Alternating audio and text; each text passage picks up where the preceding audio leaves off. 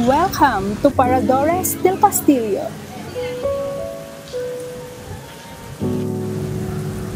Orihinal na itinayo noong unang bahagi ng 19th century. Ang bahay na ito ay naibalik noong huling bahagi ng 2014 na sumusunod pa rin sa bakas at estilo ng Espanyol-Amerikano, kolonyal ng Pilipinong bahay na bato, na kompleto ito noong March 9, 2015 at tinawag na Paradores del Castillo. Kasunod ng kaugaliang Espanyol na ibahin ang anyo ng lumang kastilyo, monasteryo at nakasaysayang gusali sa mga pasilidad ng bed and breakfast ng gobyerno. Ang salitang ugat na parar or para ay nangangahulugang tumigil at manatili. Ang apelyedong Espanyol-Filipino na Del Castillo ay nangangahulugang Castillo. Kaya ang pangalan ng hotel ay literal na nangangahulugang tumigil sa Kastilyo. Matatagpuan ang hotel na ito ilang metro ang layo mula sa kasaysayang Villavicencio Ancestral House or Casa V.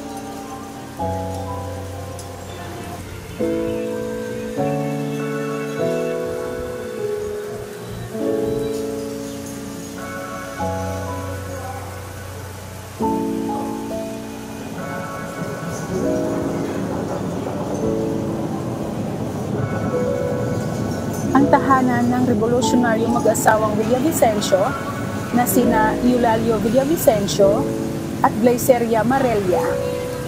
Malapit din ito sa San Lorenzo Ruiz Pilgrim Steps patungo sa simbahan ng Birhen ng Kaysasay, ang Taal Public Market, ang Basilica de San Martin at ang museo sa Agoncillo Street.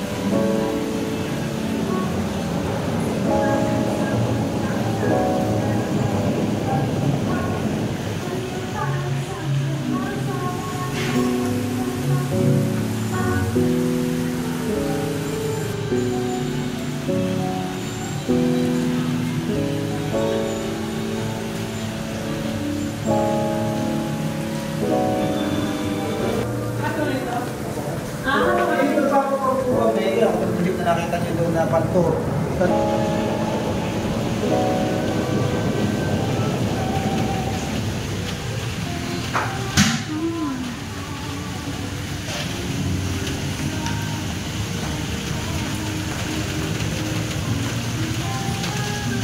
Maaring tangkilikin ng mga bisita ang hardin na may malawak na tanawin ng mga katabing bayan ng Lemery, Calaca, Balayan Bay, Batulao Mountains, Impansipit River at ang Birheng Kaysasay Church.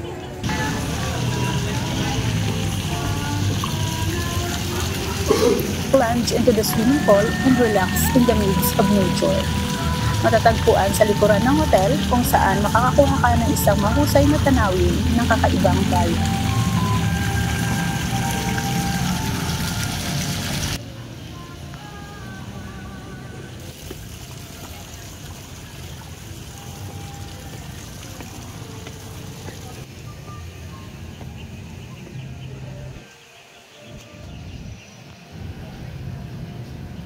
Tinatanaw ng launching area na ito ang panoramic view ng Kaysasay Church, Pansipit River, at mga kalapit na bayan.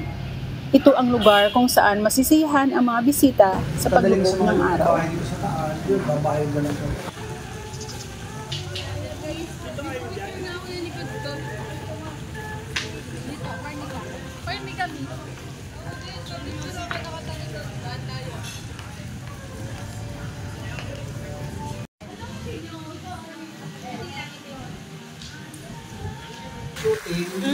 Hotel po kasi yung Hotel pala to.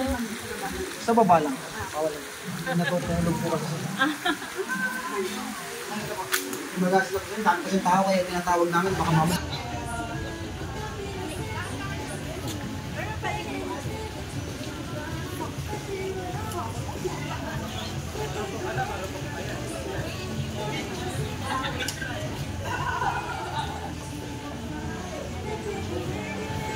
Ang dami po kasi tao. Ang dami na pala.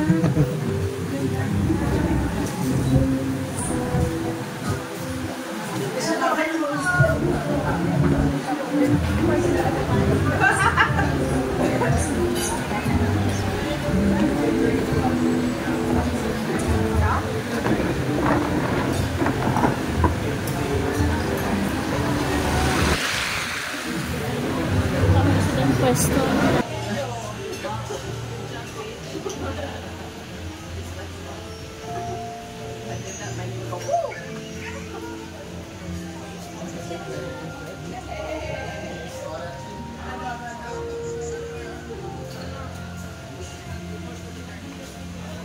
Naghahain ang Kusina di Jardin ng isang hanay na masarap na recipe.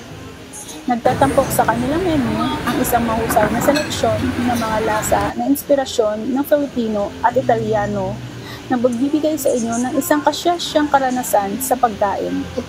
Ang kanilang pagkain ay nihanda araw-araw sa pasilidad ng kusina ng hotel gamit ang mataas na kalidad at sariwang sangkap.